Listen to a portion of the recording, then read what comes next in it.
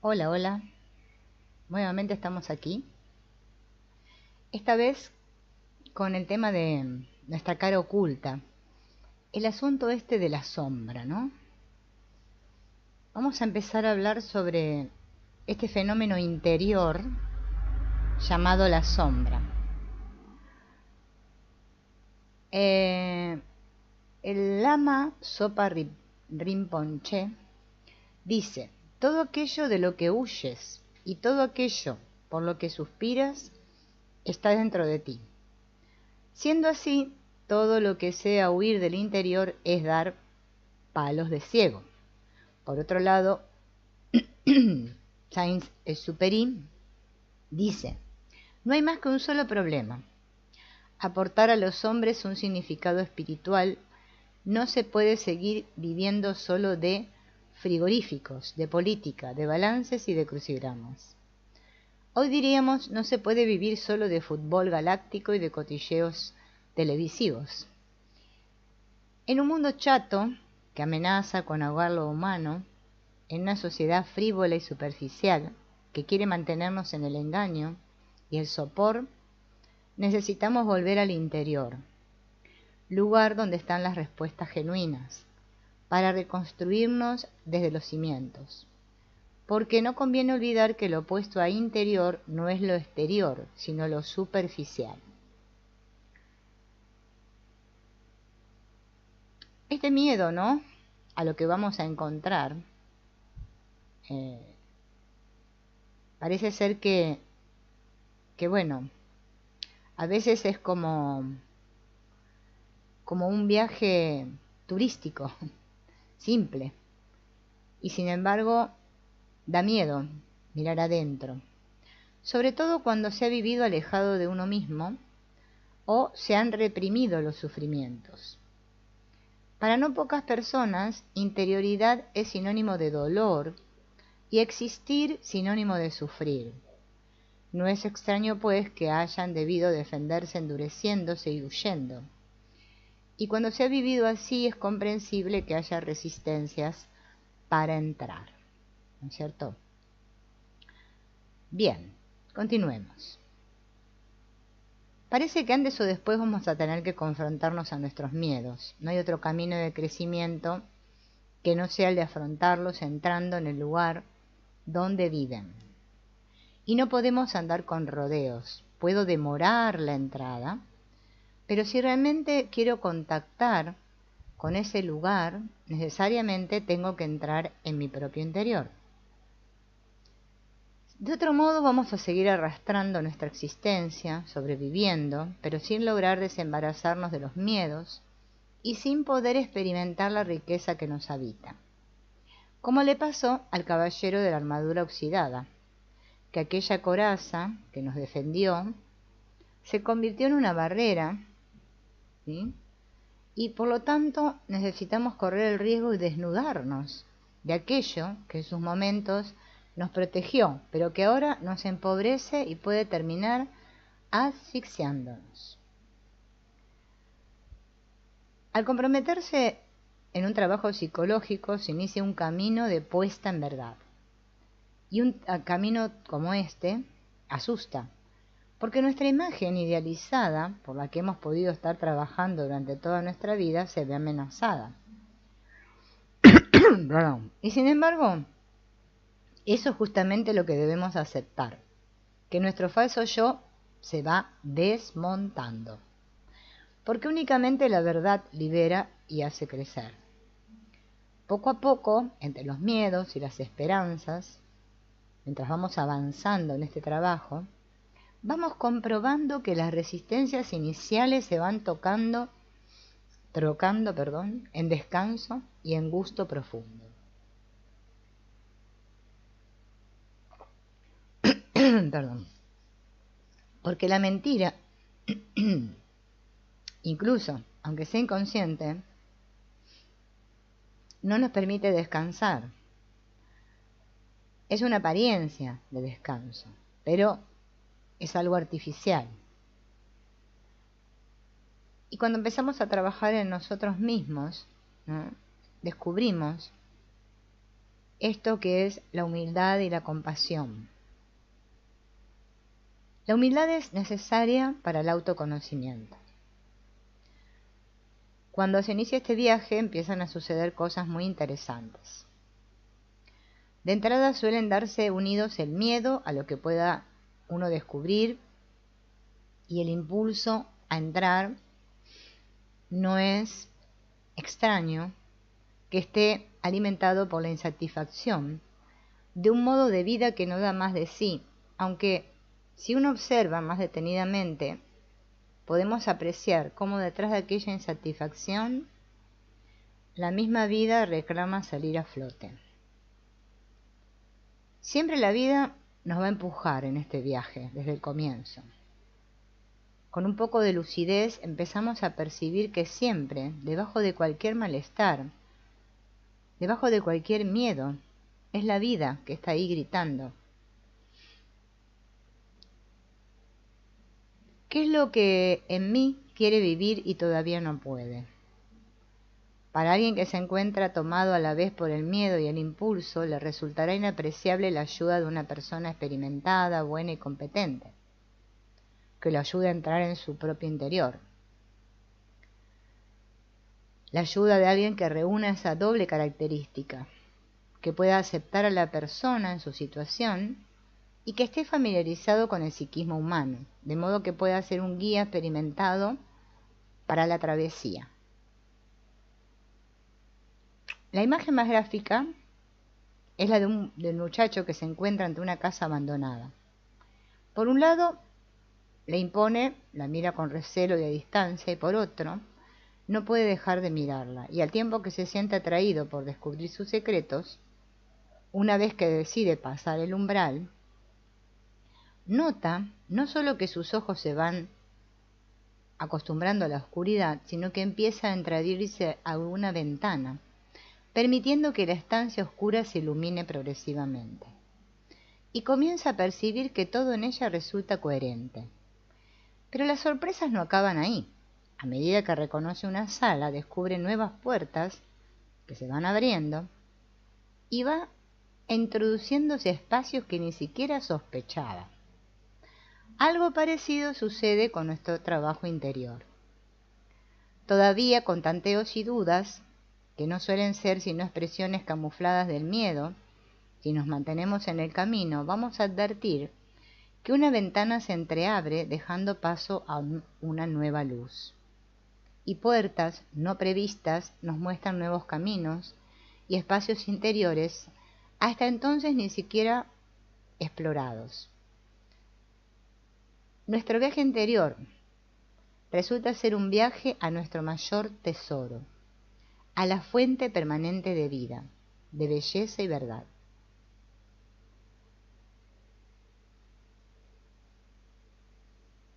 También vamos a encontrar dolor, vacíos, carencias, defensas, malos funcionamientos que han podido ir complicándose y anudándose a lo largo de nuestra existencia y que pueden hacernos capaces de cualquier reacción, pero en lo profundo somos vida.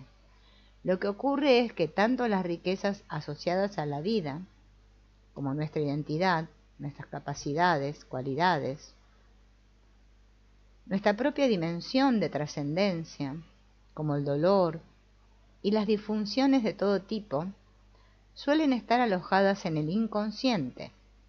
Por eso desconocemos tanto nuestra propia riqueza, por lo que nos conformamos con ir tirando, como la causa de nuestras reacciones desproporcionadas. El viaje a nuestro interior nos permitirá hacer luz en una y en otras. Nos va a permitir ganar terreno al inconsciente. Vamos a estar lúcidos sobre nosotros mismos. Porque sin esa lucidez vamos a seguir haciendo cosas sin saber por qué las repetimos una y otra vez. No es suficiente, ya que habrá que trabajar la curación, porque de no curar la herida, es probable que de ella continúe brotando la misma reacción. Si yo no conozco quién soy en mi identidad profunda, ¿qué podré vivir? Indudablemente el ser humano está habitado de un instinto de vida que lo lleva a actuar en coherencia con quien es, pero puede ocurrir que tal instinto haya quedado atrofiado a consecuencia de las peripecias vitales. Si la plenitud humana se va logrando en la medida en que vivimos lo que somos en el fondo, conocemos en esa realidad algo prioritario. Necesitamos rescatar de la bruma del inconsciente todo aquello que nos constituye profundamente.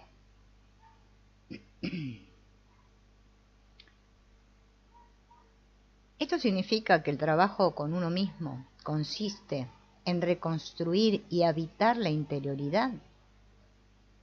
Reconstruirla porque con frecuencia la habíamos olvidado o se nos había desmoronado como la casona de que se desmorona, ¿no? Reconstruirla desde la lucidez de lo que somos, habitarla porque es nuestra casa. En la medida en que lo vamos logrando, la persona experimenta una seguridad y confianza hasta entonces desconocida. Cuando habita su interior, donde quiera que esté, experimenta que se encuentra en casa. Por el contrario, todo lo que sea mantenernos a distancia de ella implica vivir alejados de nosotros mismos, alejados de lo mejor de nosotros mismos. Porque uno puede vivir en sus ideas, en su rutina, en sus costumbres, en sus gustos, en sus necesidades. Pero todo eso no significa habitarse. La oscuridad y la insatisfacción es probable que permanezcan. El trabajo interior ha de favorecer reconstruirnos y habitarnos, de estar bien plantados. ¿No suena esto un poco narcisista? Todo parece empezar y acabar en mí. Claro, cuando hablamos de trabajo interior parece que uno se convirtiera en un egoísta, ¿no? Porque está trabajando en uno. Bueno, es normal sentir eso. Es una pregunta muy oportuna, esta. Un riesgo evidente, mucho más peligroso, pues se nos inocula tan inadvertido como eficazmente, anulando incluso la misma capacidad de reacción frente a él. José Antonio Marina dice: nuestra sociedad parece ser un agregado de ombligos reflexivos. Solemos vivir desde la cabeza, pero eso sí, girando en torno a nuestro ombligo.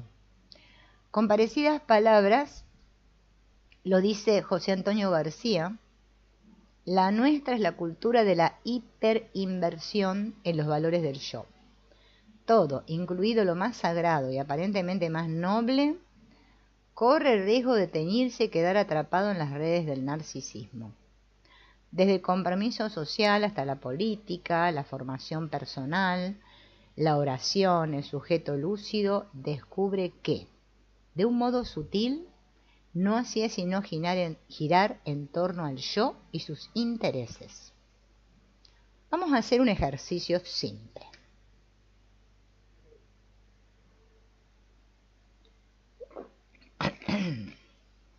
Observemos los programas de televisión con una mirada crítica. ¿No es con mucha frecuencia la pantalla del televisor el escaparate privilegiado en el que podemos percibir el narcisismo en su apogeo?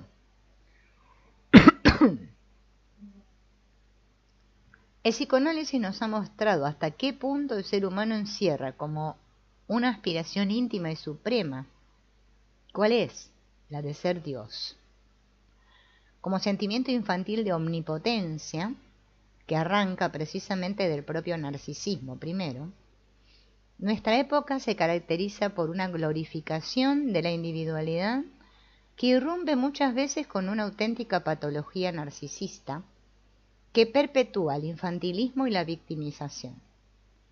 El infantilismo como regresión a la infancia implica una exigencia de seguridad con una avidez sin límites. Sus grandes aliados son el consumo y la diversión. la consigna: no renunciarás a nada. Libre de todo y libre para nada. El infantilismo y la infelicidad amenazan al individuo contemporáneo. Y todo desemboca en que el mundo tiene que funcionar como una madre omnipotente y nutricia que está ahí para nosotros, sin que nosotros tengamos que estar en función de nada. Bueno, lo que se logra con ello es acrecentar la ansiedad para desembocar en el vacío. El narcisismo es un monstruo de 1000 cabezas, y si además se encuentra un terreno propicio, se extiende extensa y vertiginosamente, arraigado en la necesidad infantil de reconocimiento y en la tendencia, legítima en el niño, de ser único y ocupar el centro. Se ve poderosamente favorecido por la sociedad en tantos aspectos infantilizantes en el que vivimos. Es preocupante. Cada vez más son los educadores y pensadores que están advirtiendo de los riesgos que conlleva. Y sin embargo esto no va a ser posible si no surge y se afianza un modo distinto de vivirse y de situarse en el mundo. La percepción del horizonte hacia el que nos conduce el narcisismo tendría que convertirse en motor de cambio, que nos llevará a poner medios eficaces para una transformación personal. Pues también aquí otro modo de vivirse es posible. El niño necesita el amor tanto o más que el alimento, hasta el punto de que su carencia habitual le va a producir trastornos difíciles de solucionar. El amor recibido, si es genuino, lo hará verse a sí mismo como alguien digno de ser amado, generando una autoestima ajustada. Ahora bien, ¿qué ocurre cuando no se dio aquel amor primero? Se va a instalar una carencia que condicionará dolorosa y negativamente la trayectoria vital de la persona. Sin autoestima, le resultará muy difícil vivir el amor auténtico. No podrá salir de sí hacia los otros y hacia el mundo, porque se va a encontrar demasiado ocupado y preocupado, inconscientemente por su propia carencia. Y aquí reside la paradoja. Solo quien está a gusto en su propia piel, consigo mismo, puede salir gustoso al encuentro a la vida y a los demás. En otras palabras, solo quien se ama auténticamente se verá capacitado y equipado para amar limpiamente a los otros. ¿Y cuándo no se vive esta autoestima? Con frecuencia la persona, con su mejor intención y voluntad, se debate en un querer y no poder. Quiere amar, quiere desvivirse por el otro, pero se encuentra frenada o se ve desgastada en un esfuerzo titánico.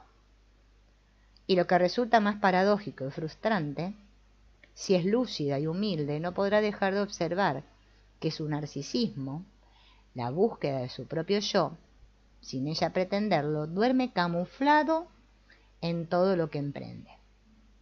Otra vez con la paradoja. Y es de vital importancia tenerla en cuenta, sobre todo cuando percibimos posturas simplistas que, en aras de un proclamado altruismo y olvido de sí, recelan de todo lo que huele a psicología y descalifican cualquier proceso de formación personal como narcisista o como pérdida de tiempo y energías que podrían aprovecharse de otro modo más positivo.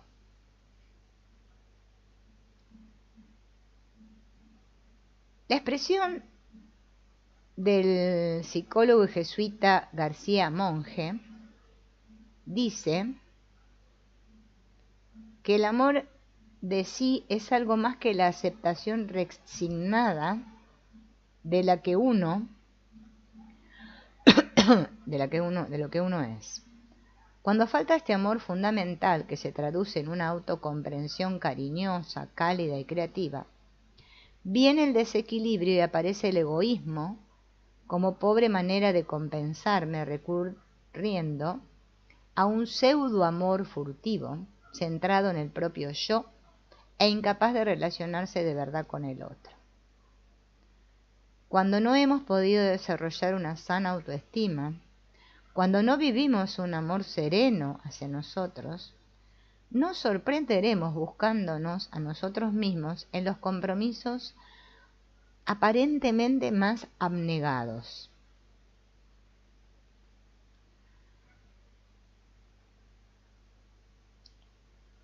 ¿Qué tiene ahora que ver el perfeccionismo, ¿no?, con esa búsqueda de compensación a la que parece referirse lo de pseudo amor furtivo, ¿no?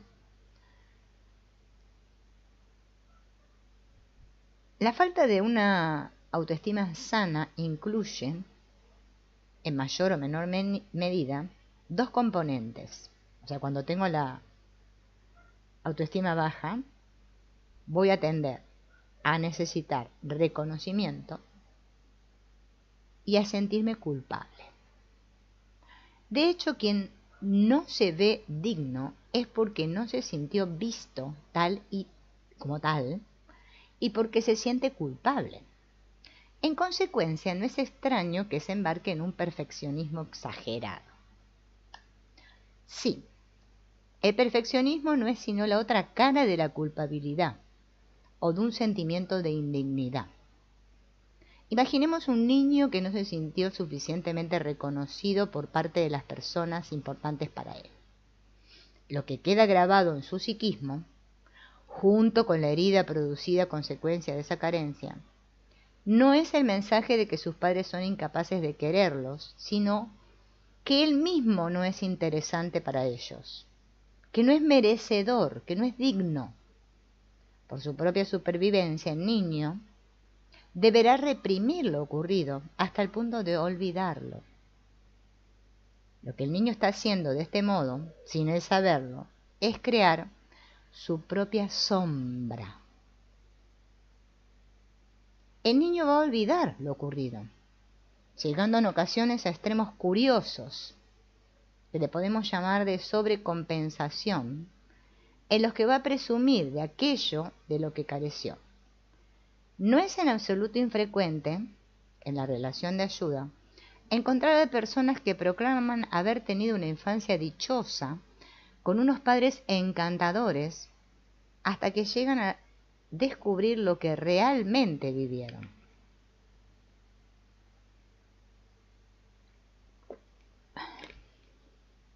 Sin embargo, por olvidada que esté, lo cierto es que la herida no permanece inactiva. Sigue condicionando los mensajes y las reacciones de la persona que la sufrió. Y mientras no la afronte directamente con un trabajo sobre sí mismo, el individuo se verá más o menos tiranizado en una doble dirección. Por una parte, en la búsqueda de compensaciones o gratificaciones sustitutorias a su necesidad de ser amado. Adicciones, activismo,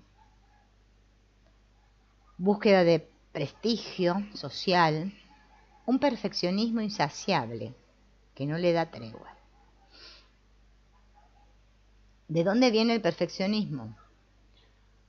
Indudablemente puede ser aprendido, como ocurre cuando un niño crece en ambientes o ante personas de esas características. Pero no es extraño que sea consecuencia de esa carencia. La falta de sentirse amado puede ser interpretada por el niño como producto de su no ser merecedor. El niño se posiciona como culpable. Y ante la angustia provocada por un tal sentimiento, solo tiene una salida: tratar de demostrar que lo merece. Y el medio a su alcance, ¿cuál es? El perfeccionismo. Lo cual debería hacernos sospechar si tras un modo perfeccionista de funcionar no se esconde en realidad algún sentimiento de culpabilidad reprimido. Necesitamos trabajar aquella herida de origen. Si no, hasta nuestros compromisos altruistas podemos buscarnos a nosotros mismos, conseguir el amor que no encontramos en nuestro interior, compensar culpabilidades encubiertas que no nos dejan dormir, En cualquiera de esos casos, la entrega no brotará limpia y antes o después nos pasará factura. Con ello no se hace sino refrendar algo que, en otros terrenos, nos parece elemental. Nadie da lo que no tiene, solo puede entregarse aquel que se posee a sí mismo. Si no me poseo a mí mismo, ¿cómo podría darme?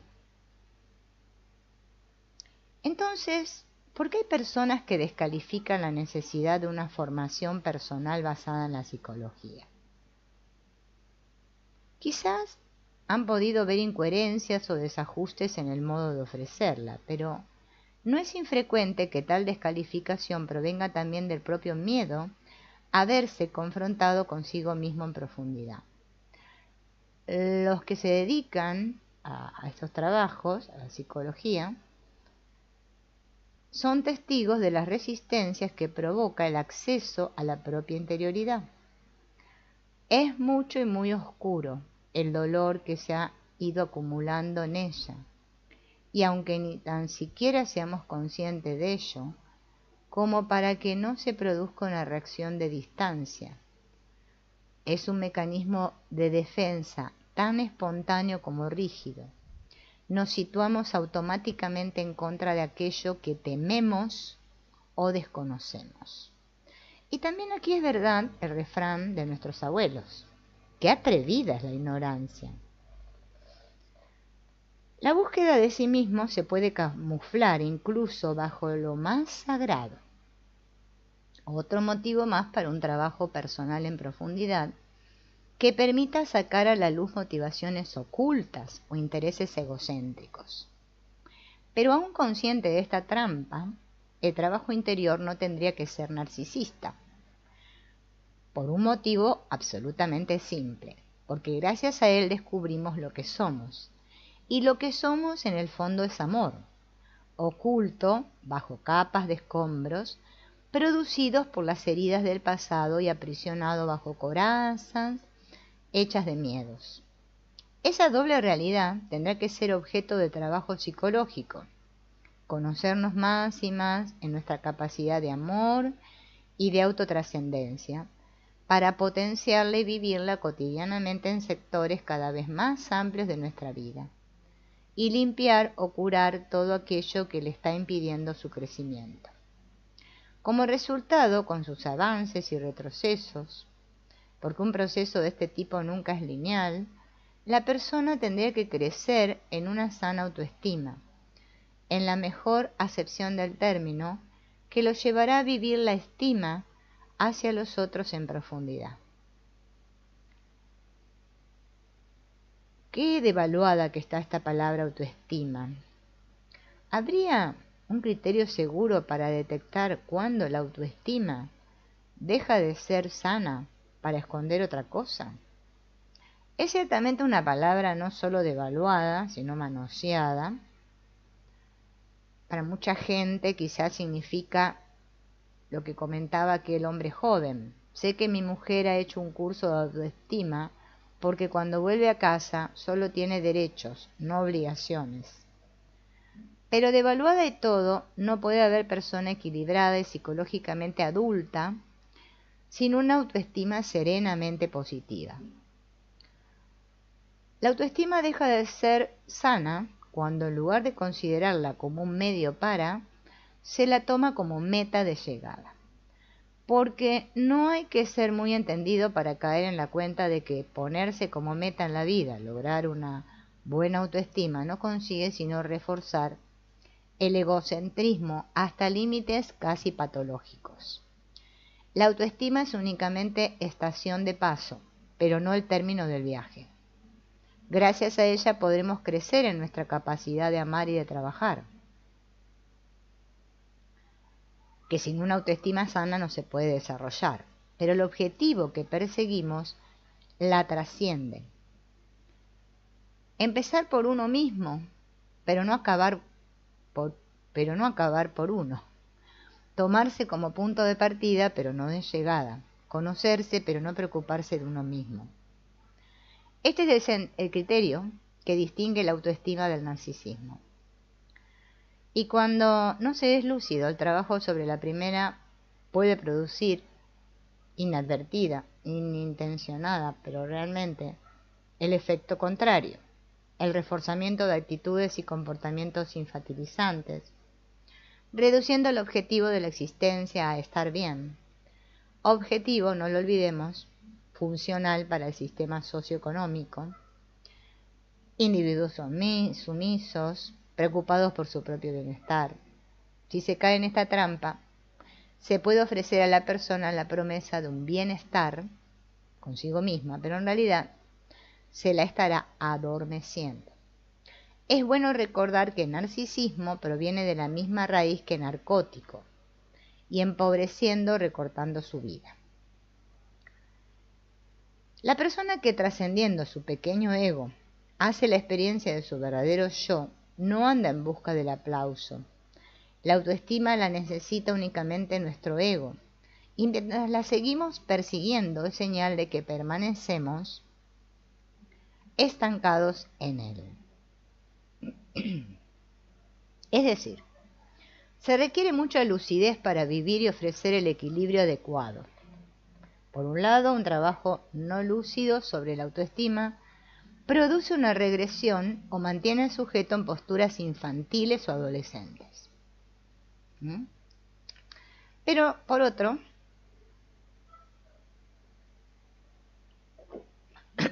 no hay madurez humana sin una autoestima sana, hasta el punto de que en el llamado trastorno narcisista de la personalidad siempre aparece una autoestima frágil y vulnerable. Es decir, la falta de autoestima a quien engulle es a la misma persona. Estamos en un punto en el que no es fácil mantener un equilibrio ajustado. Y sin ser muy conscientes podemos bandearnos de un extremo al otro. De todos modos queda claro que sin una autoestima positiva no podremos llegar a habitar nuestra interioridad. Y el motivo es evidente: si no estoy a gusto, voy a querer estar conmigo. La persona que no se encuentra a gusto en su propia piel encontrará mil modos de mantenerse alejada de sí misma, con todos los desajustes que ello conlleva. ¿Podría esto explicar la frecuente lejanía que mantenemos con respecto a nosotros mismos? Esa lejanía, desgraciadamente habitual, la podemos contar en dos anécdotas. Cuando en un trabajo en grupo se les pedía a la gente que anotaran el tiempo que cada cual había estado presente a sí mismo en las últimas 24 horas, las respuestas no podían ser más descorazonadoras. Había personas que no habían vivido esa presencia ni un solo minuto. La segunda pertenece al marco de la relación de ayuda individual y se refiere a la sorpresa o desconcierto que produce la simple pregunta: ¿qué sientes hacia ti mismo? Estas reacciones son indicio claro de la lejanía de la que estamos hablando. Y esa lejanía, ¿cómo se puede sentir el gozo de ser uno mismo en esa lejanía, no? Y en el caso de la persona creyente, desde esa misma lejanía, ¿cómo se puede sentir amada y habitada por Dios? ¿Cómo podrá orar con gusto y hondura? Ni lo uno ni lo otro.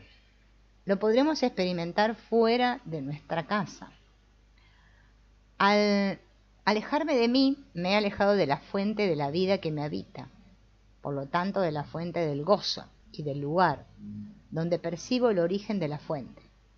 Si no me encuentro conmigo mismo, ¿cómo puedo pretender encontrarme con Dios? Si no estoy a gusto conmigo, ¿cómo podría estar a gusto con Él? ¿Significa esto que la persona que no logra una madurez psicológica verá muy dificultada su experiencia de Dios? Somos demasiado complejos. Detrás de los muros de defensa se puede ir realizando un trabajo interior por el que la persona tenga acceso a su nivel más profundo y manifestarse desde él. Personas con heridas psicológicas pueden vivir indudablemente experiencias de profundidad. Siempre somos más que nuestras heridas y dificultades. Más aún, en una lectura creyente, afirmamos que Dios actúa y hace grandes obras con nuestra pequeñez, nuestras fragilidades psicológicas y hasta nuestras neuras. Con esto queremos decir que hay dimensiones que se nos escapan y que nos impiden hacer generalizaciones de este tipo. Sin embargo, habitualmente, será así por la sencilla razón de que en la vida humana no suele haber atajos. El encuentro con Dios pasa por el encuentro consigo mismo. Y este, a su vez, no es posible sino desde actitudes positivas y benevolentes hacia sí. No es diferente de lo que afirmaba el conocido aforismo escolástico: gratia supponit naturam. Aplicándolo a nuestro tema, la gracia de sentir la alegría de ser uno mismo y de experimentar a Dios como realidad plenificante y última, supone la naturaleza de la propia casa habitada. La cuestión del encuentro con uno mismo, con los otros y con Dios, no es tanto cuestión de voluntad, sino de lugar. ¿De cuánto lugar? En la medida en que, liberándose de obstáculos psicológicos que lo dificultaban, la persona accede a su interior, está en camino de llegar a ese lugar en el que ese triple encuentro se produce. Pero si por el contrario se empeña en vivir el encuentro a fuerza de buenos propósitos, es probable que se vea desgastada y frustrada. O sea que no queda otro camino. No significa esto darle demasiada preponderancia a la ayuda psicológica. Hay personas que todavía la ven con recelo o desconfianza. No es de sorprender. Todavía hay muchas personas a las que les resulta difícil decir que van al psicólogo. Por otro lado, es normal que lo psicológico provoque distancia a quien tiene miedos a su mundo interior. Sin embargo, va siendo cada vez más frecuente ver la ayuda psicológica como una herramienta privilegiada para favorecer el crecimiento personal. Y por el otro lado, el mismo desarrollo de la psicología podrá ofrecer cada vez con más garantía una ayuda eficaz. Vamos a necesitar buenos medios psicológicos para favorecer un auténtico desarrollo humano. Ayuda psicológica es en realidad un medio para crecer en lucidez sobre sí, por tanto en solidez personal. Sí, tiene mucho que ver con la luz. Dado que la mayor parte de nuestro mundo interior nos es desconocida, porque se encuentra bajo la oscuridad del inconsciente, hay quien se atreve a decir que en una proporción del 80%, la psicología tiene ahí un campo inmenso. El trabajo va orientado a ganarle terreno al inconsciente. Si lo miramos desde la óptica de lo que nos interesa, únicamente será posible habitar nuestra casa si nos vamos conociendo. Y al conocernos nos aceptamos del modo más íntegro posible, ya que la no aceptación se va a traducir en alejamiento. El tema de la luz y de la propia aceptación nos remite al tema de la sombra. La sombra tiene que ver con una casa oscura. Mientras haya habitaciones que rechacemos, nunca podremos tener la sensación de una casa completa. Al contrario, viviremos con el miedo propio de quien se oculta algo deliberadamente, un miedo generador de fantasmas, y eso es lo que ocurre en una casa cuando hay habitaciones que nos negamos a reconocer, bajo el pretexto quizás de que en ellas ocurrió algo doloroso o desagradable. Únicamente podremos llegar a habitar nuestra propia casa si la acogemos completa, antes de pararnos a decidir si esa verdad nos gusta o nos disgusta, si es agradable o dolorosa.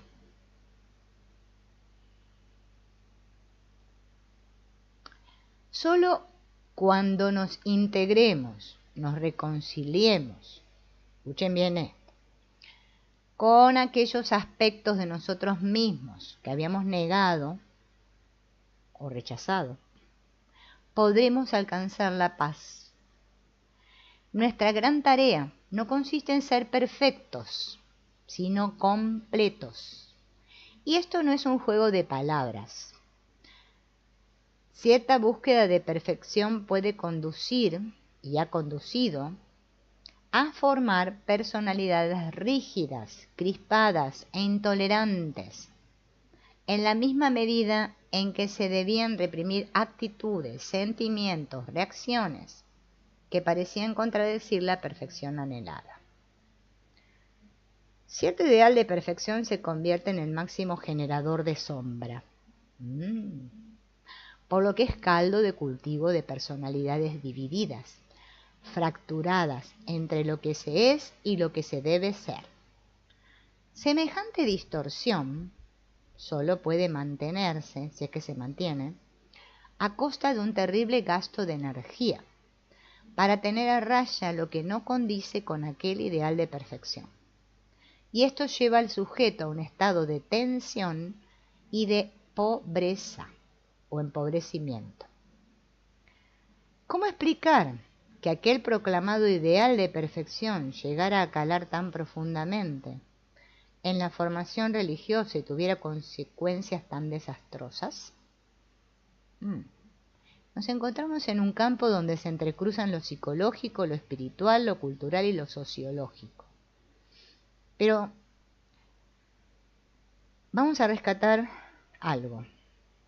Como dijo Tony Catalá, la santidad había llegado a identificarse con una perfección aristotélica.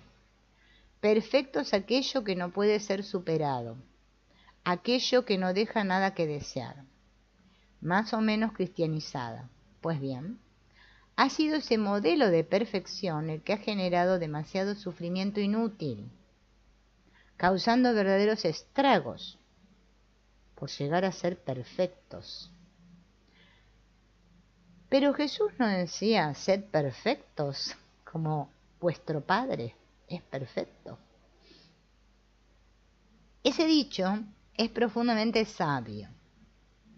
Si comprendemos que sed perfecto era sed completos, cuando se habla en la Biblia de animales que debían elegirse para los sacrificios, se exigía que fuesen perfectos, es decir, que no les faltara ninguna parte, completos. La versión del Evangelio de Lucas es diferente. Ahí dice, sed compasivos con vuestro Padre, como vuestro Padre es compasivo. En la medida en que la persona es más completa, porque acepta íntegramente toda su verdad, se vuelve más compasiva. Si algo queda patente en el Evangelio es la denuncia, por parte de Jesús, del perfeccionismo fariseo. En su actuación y en sus parábolas, Dios no aparece como exigencia de conducta intachable. Así podían percibirlo los fariseos y cierta corriente religiosa que se refleja, por ejemplo, en los Salmos, sino como amor gratuito, consciente de que podemos llegar a equivocarnos 70 veces 7. Esto resulta absolutamente convergente con lo que enseña la mejor psicología. Nuestra tarea humana es llegar a recibirnos completos, con toda nuestra verdad. La personalidad religiosa estable no descansa en la perfección moral, sino en la aceptación de nuestras actitudes reprimidas. El término griego holos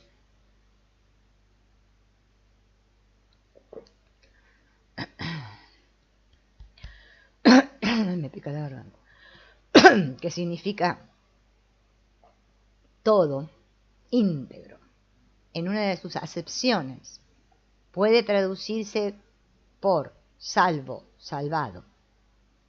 Esa etimología nos dice, estar salvado es estar completo. La salvación de la persona tiene que ver con la aceptación de su totalidad. No habrá salvación mientras no haya una aceptación íntegra de sí. Teológicamente podría añadirse algo más. No habrá salvación hasta que no abarque a la totalidad, a todos los seres, hasta que no nos experimentemos y vivamos como totalidad, como unidad. Tal vez los partidarios de subrayar la exigencia de perfección quieren ponernos en guardia frente al riesgo de un relativismo moral, para el que todo sería indiferente. Y también aquí puede acechar el narcisismo, pregonando una comodidad tan chata como estéril. Sin embargo, la persona que se pone a la tarea de aceptarse en su integridad podrá tener otras trampas, pero no ciertamente la de la pereza. Si llegar a ser una persona completa equivale a habitar la propia casa, ¿qué actitudes y medios nos pueden ayudar en esa tarea? En realidad son aquellas mismas actitudes y medios que nos permiten conocernos en quiénes somos y desarrollar nuestra identidad, curando y reeducando lo que hay herido en nosotros. Vamos a empezar por nuestro mejor aliado, que es la humildad. Sin darnos cuenta, podemos pasarnos la vida a distancia de nosotros mismos, a distancia de lo mejor de nosotros mismos, llevados por la rutina o por nuestras ambiciones y gustos inmediatos. Vivimos a merced de impulsos superficiales o exteriores a nosotros.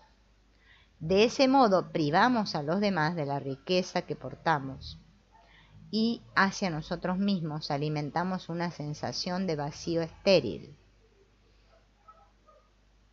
lejos de la plenitud de nuestro corazón, que es lo que anhela.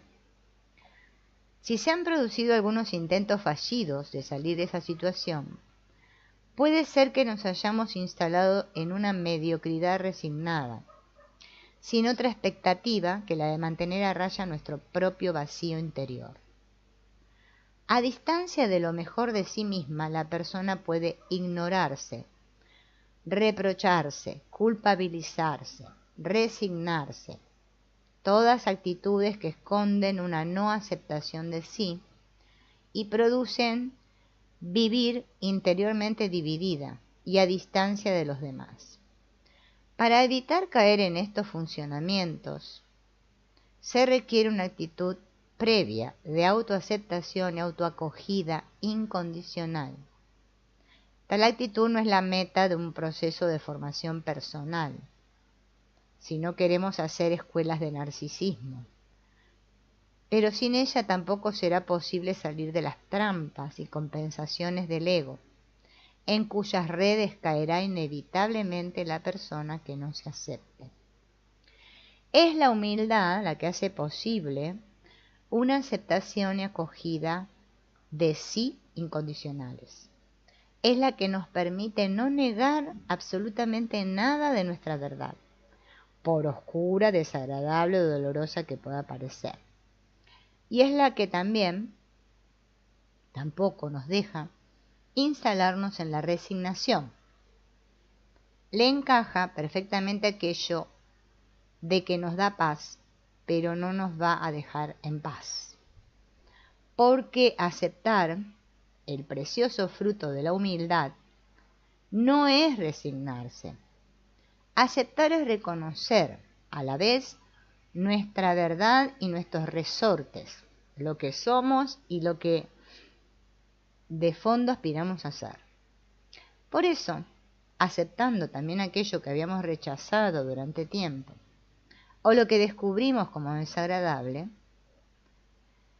no nos deja reducirnos a ello. Y en este juego de aceptar sin reducirse, donde la persona avanza de un modo armonioso, si no acepto, me rompo, pero si me reduzco, quedo paralizado.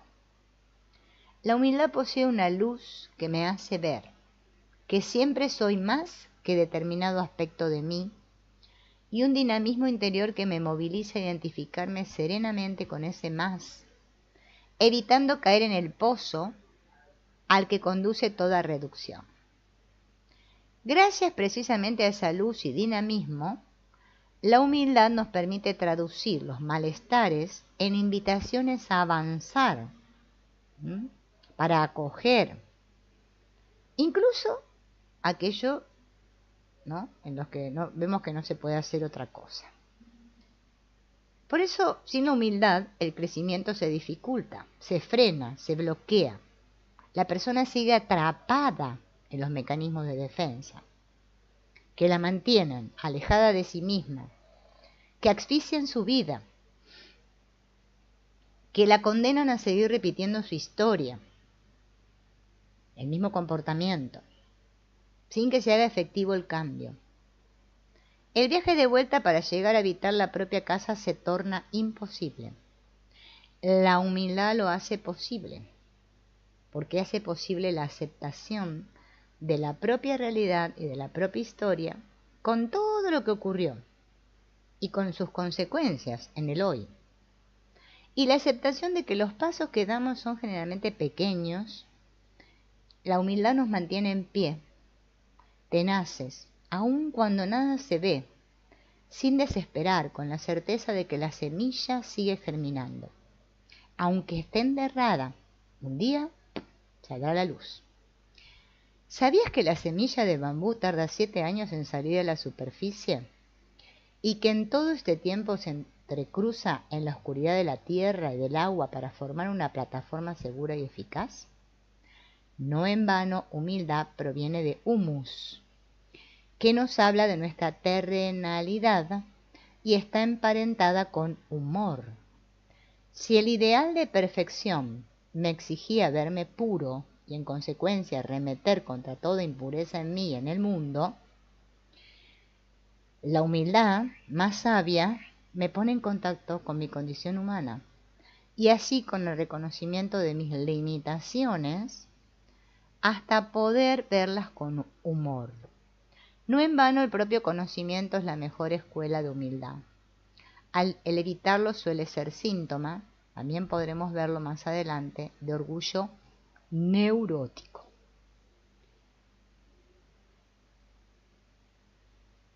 Así planteado, la humildad, no cabe duda, constituye una llave maestra.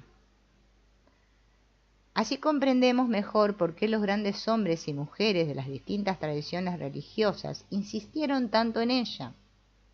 Lástima que en ocasiones, en lugar de verla así, se haya presentado como sometimiento, como indignidad. Muchas personas que se rebelan incluso ante la misma palabra. En lugar de humildad, se hablaba antes de sencillez. Así en una forma negativa. No, no sirve. Bien. El cimiento de todo el edificio humano es la humildad, y nada puede construirse sin ella. Sin ella, nada. Con ella, todo.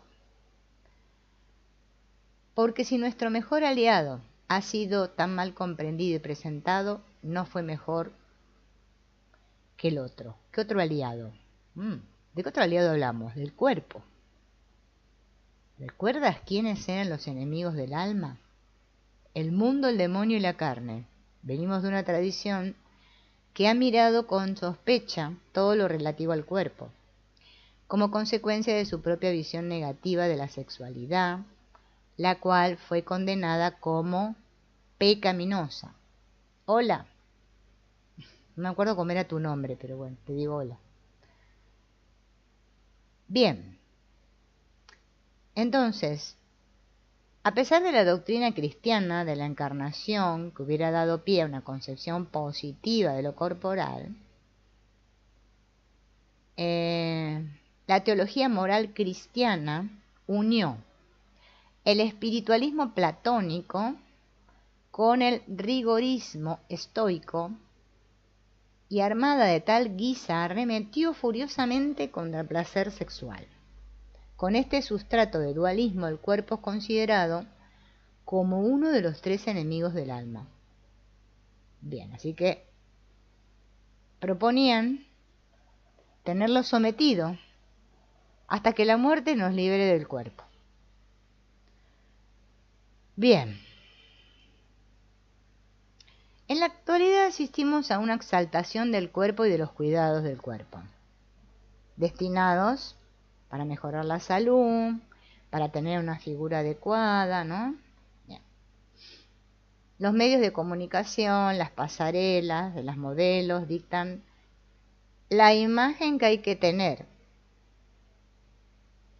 Y así crean otro lugar en el que proyectar culpa y perfeccionismo.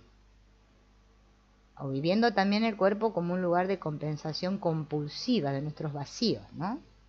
Compensando en él desproporcionadamente las carencias de nuestra sensibilidad. Pareciera que es el cuerpo el que reclama el alimento, el alcohol, el sexo. Sin embargo, detrás de todo ello, lo que hay es ansiedad, hambre de afecto. Fíjense, ansiedad es igual a hambre de afecto. ¿Cómo nos suena esto, no? Bien, queremos colmar, llenarnos. Y cada vez nos sentimos más frustrados y más vacíos. Entonces, en la antigüedad predominaba la negación de lo corporal. Ahora todos adoran y alaban al cuerpo.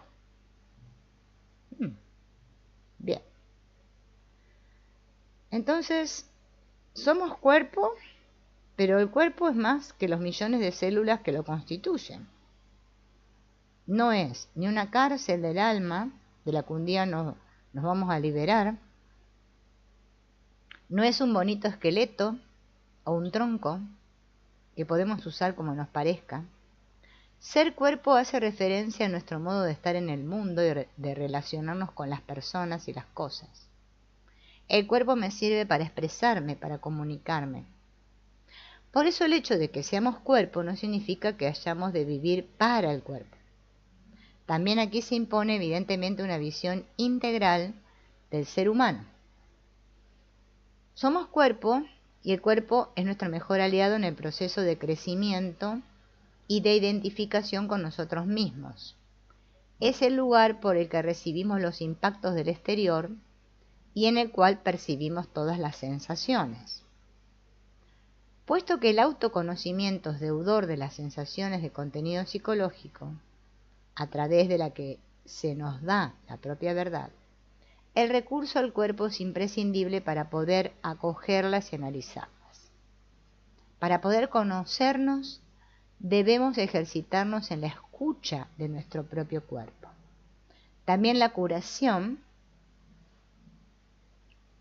como habló Alexander Lowen, pasa por el cuerpo. Porque en el cuerpo quedaron registrados los sufrimientos y reviviéndolos en el cuerpo es como lo vamos a evacuar. El cuerpo, a menos que lo hayamos bloqueado por sufrimientos psíquicos o por influjos externos, sabe reconocer en sí mismo los distintos lugares donde habitan las distintas sensaciones. Y ello lo convierte en nuestro mejor aliado para conectar con nuestro centro vital, donde experimentamos la vida. Con ayuda de la postura y la respiración profunda, podemos abrirnos a nuestra identidad, a través de las sensaciones, y no reducirnos en un momento determinado a lo que nos perturba. Nuestro cuerpo, con un lenguaje diferente, viene a decirnos lo que ya nos aseguraba la humildad, que somos más que nuestras dificultades, somos más que nuestros problemas, somos más que nuestros sufrimientos. Y nos lo dice de un modo que no deja lugar a dudas, porque nos permite experimentarlo en él mismo y percibir sus efectos. Acá es donde nuestro cuerpo nos ofrece una ayuda para vivir la cercanía y presencia a nosotros mismos. El cuerpo es sabio, no sabe mentir. Cuando habla la sabiduría popular de que el cuerpo nos delata o nos traiciona, mi palabra, mi mente pueden engañar, el cuerpo no. De ahí que si quiero conocer mi verdad en un momento determinado, el camino correcto no es ir a mi cabeza en busca de explicaciones, sino preguntarle a mi cuerpo, ¿cómo te sientes? Qué bueno esto, ¿no? Finalmente, frente a nuestra tendencia a huir al pasado o al futuro, el cuerpo siempre nos trae al presente. Frente a actitudes de nostalgia o de ansiedad, la atención al cuerpo nos abre el camino para vivir la hondura del momento, del aquí y ahora. El cuerpo es el gran aliado en la tarea de ser personas. Es también el amigo que permanece fiel. Tenemos buenos motivos para cuidar de nuestro cuerpo, pero no me refiero al cuidado que predomina en la cultura.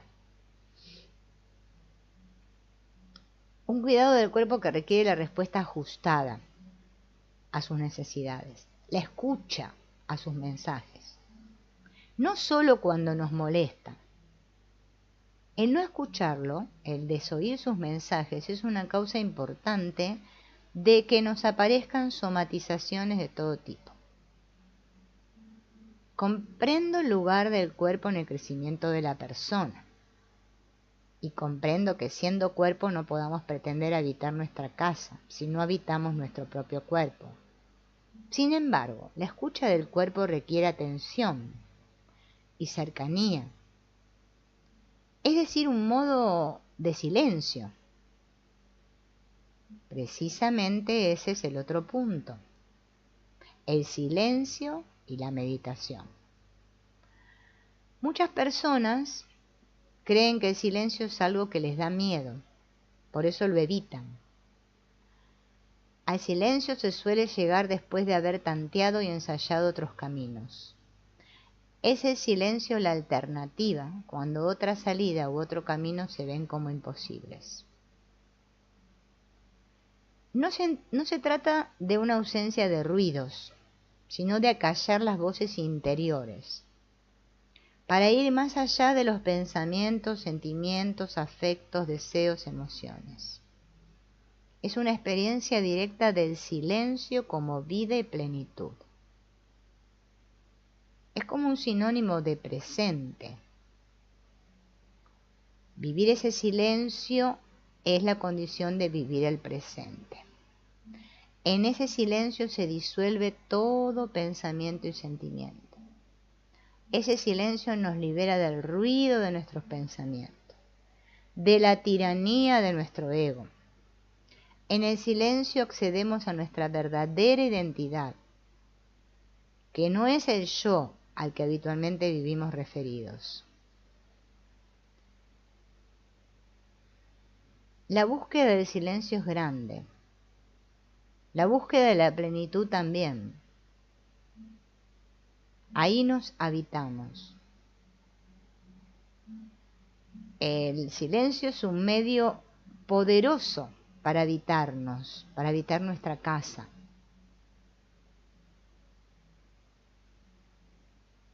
Bien.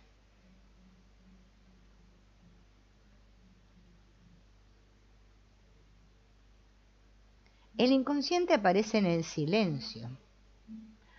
Diera la impresión de que únicamente está esperando nuestra autorización para salir a la superficie. Si es Él quien contiene nuestras sombras, ya que de otro modo no serían tales, ¿cómo podemos llegar a Él? ¿Hay algún medio que nos permita acceder al inconsciente?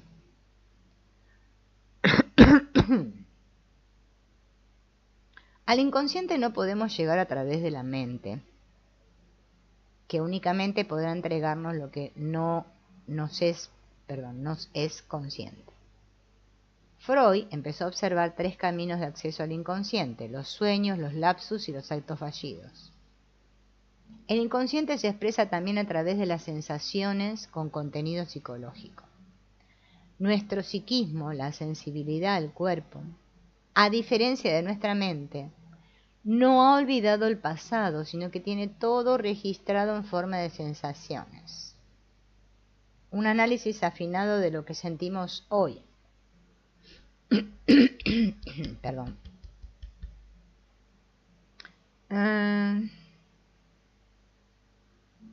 Puede ser trabajar justamente con nuestro sentimiento en el cuerpo. Los sueños también son un tesoro,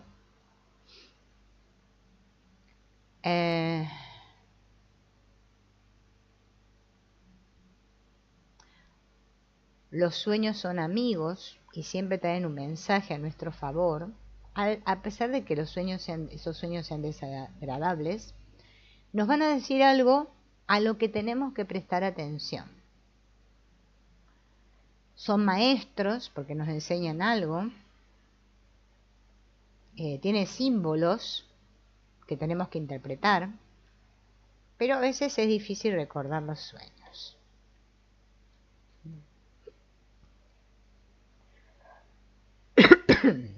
Bien.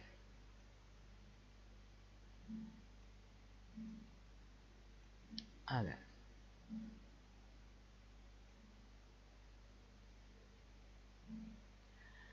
Es claro que para reconstruir y habitar nuestro mundo interior necesitamos conocer y asumir todos los elementos que lo componen.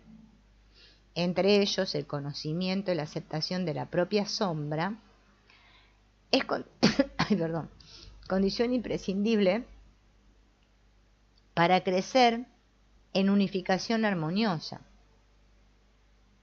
Bien, no cabe duda de que el conocido tópico junguiano de la sombra posee una enorme potencia explicativa para comprender determinados fenómenos del psiquismo y del funcionamiento del ser humano. Al tratar de la sombra, y al hablar de Jung, que fue quien la descubrió, Jung hablaba de un sueño, ¿no?, que lo había asustado y que le había dado fuerza a la vez, porque era de noche y él se encontraba en un lugar desconocido, iba lentamente abriéndose paso a través del viento que soplaba en dirección contraria, una espesa niebla cubría toda la zona. Yo formaba un cuenco con las manos alrededor de una débil luz que amenazaba con apagarse en cualquier momento. Todo dependía de que pudiera mantener esa pequeña luz encendida. De repente tuve la sensación de que había algo detrás de mí. Miré hacia atrás y vi una gigantesca silueta negra que me seguía. Y a pesar del terror que me embargaba, era consciente de que tenía que mantener mi débil luz encendida mientras avanzaban la noche y el viento. Cuando me desperté me di cuenta de que la silueta era mi propia sombra en la espesa niebla que había cobrado vida gracias a la débil luz que estaba llevando. También supe que aquella débil luz era mi conciencia, la única luz que tengo. Aunque es infinitamente pequeña y frágil en comparación con el poder de la oscuridad, sigue siendo una luz, mi única luz. Bien, por hoy vamos a dejar aquí. Continuaremos con lo de la sombra.